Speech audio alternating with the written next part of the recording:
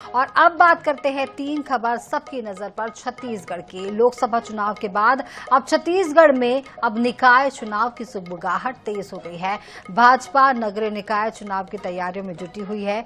शनिवार को निकाय चुनाव को लेकर भी भाजपा विधायक दल की बैठक में चर्चा की गई। इस दौरान प्रत्यक्ष या अप्रत्यक्ष प्रणाली से चुनाव को लेकर भी बैठक में चर्चा हुई। अधिकतर विधायकों ने प्रत्यक्ष प्रणाली से महापौर और अध्यक्ष का चुनाव कराने को लेकर के सहमति जताई, जिसको लेकर के उप मुख्यमंत्री अरुण साव ने कहा कि शासन स्तर पर निकाय चुनाव की तैयारियां जारी है। सभी निकायों में वार्डों के परिसीमन के निर्देश दिए गए हैं। प्रत्यक्ष या अप्रत्यक्ष प्रणाली को लेकर के सुझाव लिए जा रहे हैं। जल्द ही इस संबंध में अंतिम निर्णय लिया जाएगा। वहीं मामले में कांग्रेस संचार प्रमुख सुशील आनंद शुक्ला ने कहा कि सरकार किसी भी प्रणाली से चुनाव कराए, कांग्रेस तैयार है। तो आपको बता दें कि प्रत्यक्ष प्रणाली से नगरीय निकाय चुनाव पर यहां पर विचार होगा और मामले में उप मुख्यमंत्री अरुण साव का बयान निकल कर आया है।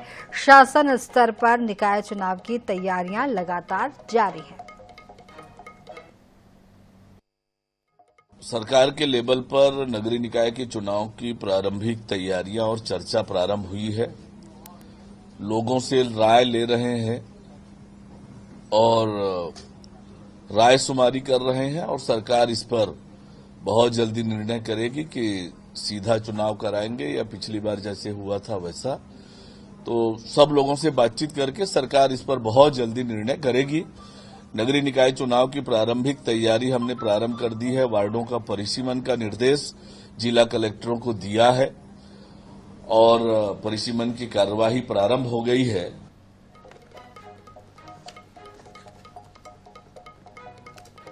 तो आपको बता दें कि प्रत्यक्ष प्रणाली से नगरीय निकाय चुनाव पर यहां पर विचार किया जाएगा और लगातार अगर बात की जाए तो अब लोकसभा चुनाव के बाद तैयारी जो है वो नगरीय निकाय चुनाव की है। धनंजय सिंह ठाकुर हमारे साथ इस मामले पर ज्यादा जानकारी के लिए कांग्रेस प्रवक्ता की तरफ से वो हमारे साथ यहां पर जुड़ रहे हैं। धनंजय जी, यहां पर जिस तरीके से लगातार ये बात निकल करके आ रही है कि लोकसभा चुनाव के बाद अब आगे की तैयारी में सरकार यहां पर जुट गई है। नगरीय निकाय चुनाव अब सामने, उसे लेकर के यहां पर तैयारी की जा रही है।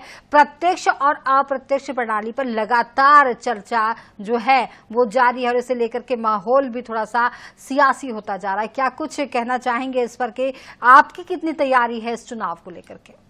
देखिए, हम तो प्रत्यक्ष चुनाव हो या अप्रत्यक्ष चुनाव हो, दोनों चुनाव के लिए तैयार बैठे हुए हैं। लेकिन भारतीय जनता पार्टी नगरीय निकाय के चुनाव में अप्रत्यक्ष रूप से भाग लेने में क्यों घबरा रही है, ये समझ से परे है। क्योंकि पूरे देश में आप देखेंगे, चाहे राष्ट्रपति जी का हो, प्रधानमंत्री जी का हो, मुख्यमंत्री जी का हो, ये अप्रत्यक्ष प्रणाली से चुनाव होता है।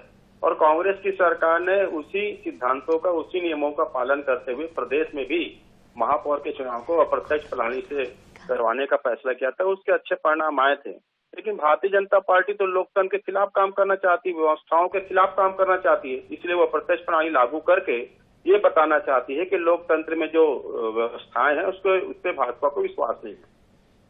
आपने इसकी जो तुलना ये तो आपने कर दी राष्ट्रपति चुनाव से, प्रधानमंत्री की चुनाव से और इसके साथ साथ मुख्यमंत्री के दल में लेकर के चुनाव को लेकर के। लेकिन अगर इस परंपरा की बात की जाए धनंजय जी, तो ये तो पहले से ही चला आ रहा था कि प्रत्यक्ष प्रणाली से ही यहाँ पर चुनाव होते थे और महापौर चुने जाते थे।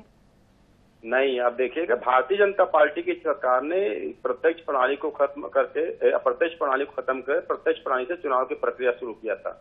इसका नुकसान जो है जनता को होता है, क्योंकि महापौर जब अपनी कैबिनेट में मैक्सिमम जो फैसला करते हैं उसमें सर्वसम्मति होता है और उससे जन कल्याण के कार्य, विकास के कार्य को गति मिलता है।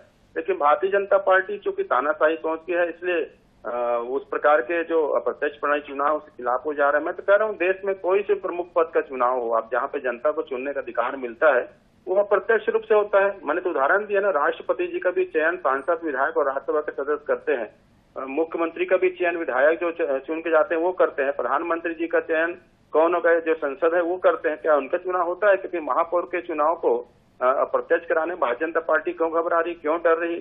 क्योंकि ये लोकतंत्र पर भरोसा नहीं करते, लोकतंत्र की व्यवस्थाओं को पे विश्वास नहीं करते। उनका मूल सिद्धांत है संविधान को बदलना, इसलिए इस प्रकार की तानाशाही लागू करना चाहते हैं। इससे किसी तरीके का लाभ और घाटा हो सकता है क्या? अगर प्रत्यक्ष और अप्रत्यक्ष प्रणाली की यहाँ पर बात की जाए तो इससे किसी तरीके का किसी पार्टी को लाभ या घाटे की बात निकल करके सामने आ सकती है क्या धनंजय जी? किसी पार्टी को लाभ नुकसान की बात नहीं, बात ये होता है कि जनता की जो मूलभूत काम है, मूलभूत सुविधाएं हैं, जनता के विकास के बात है, जो एमआईसीएस पास होता है वो निश्चित तौर पर जब अप्रत्यक्ष चुनाव से महापौर चुना जाता है तो सर्वसम्मति से पास होता है। अगर महापौर का चयन डायरेक्ट हो जाता है तो कहीं ना कहीं आप देखेंगे मनमानी दिखता है और कई सारे विकास कार्य अवरुद्ध हो जाते हैं। इसीलिए हमेशा भी जब भी कांग्रेस पार्टी रही है जो सिद्धांत है उसके आधार पर ही काम करने का काम किया। जी धनंजय जी हमारे साथ आप बने रहिए। हमारे साथ अनुराग अग्रवाल जी यहाँ पर जुड़ रहे हैं प्रदेश सह प्रभारी भाजपा की तरफ से। अनुराग अग्रवाल जी आईएनएच के मंच पर है हमारे साथ। यहाँ पर धनंजय सिंह ठाकुर जी भी यहाँ पर जुड़े हुए हैं और लगातार जो आने वाली जो स्ट्रैटेजी है जो प्रदेश की यहाँ पर बात की जाए तो नगरीय निकाय चुनाव को लेकर के यहाँ पर तैयारियां तेज हो गई है। आपकी तरफ से भी तैयारियां यहाँ पर की जा रही है, कांग्रेस की तरफ से भी उनकी तैयारियां बिल्कुल तैयार हो चुके हैं। लेकिन चुनाव प्रणाली को लेकर के, प्रत्यक्ष और अप्रत्यक्ष चुनाव प्रणाली को लेकर के उनका कहना है कि ये चीजों पर आप एक नई परंपरा लागू कर रहे हैं। उन्होंने इसकी तुलना राष्ट्रपति चुनाव से की, उन्होंने मुख्यमंत्री के चुनाव को लेकर के की और इसके साथ साथ उन्होंने ये भी कहा कि प्रधानमंत्री का चुनाव भी ऐसे ही होता है। बीजेपी नई प्रणाली को लेकर के आगे बढ़ने का काम करती है। तो क्या कुछ कहना चाहेंगे आप? धनंजय सिंह ठाकुर जी भी हमारे साथ जुड़े हुए हैं।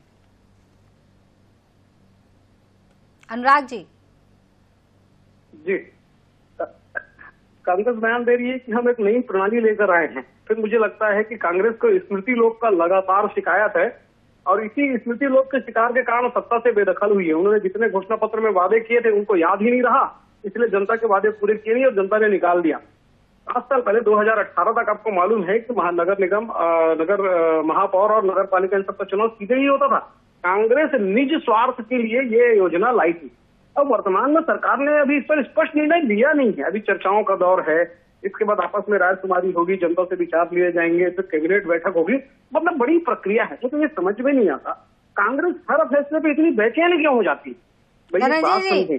धनंजय सुन पा रहे हैं, इन्होंने कहा कि निज स्वार्थ की वजह से वो इस प्रणाली का फेवर लेते हैं। ये बात यहाँ पर अनुराग जी ने कही। इन्होंने स्वीकार तो किया कि 18 के पहले डॉक्टर रमन सिंह की सरकार ने पूर्व की व्यवस्थाओं को खत्म किया था, ये स्वीकार तो किए ना, और हमने तो उस व्यवस्थाओं को दुरुस्त किया है।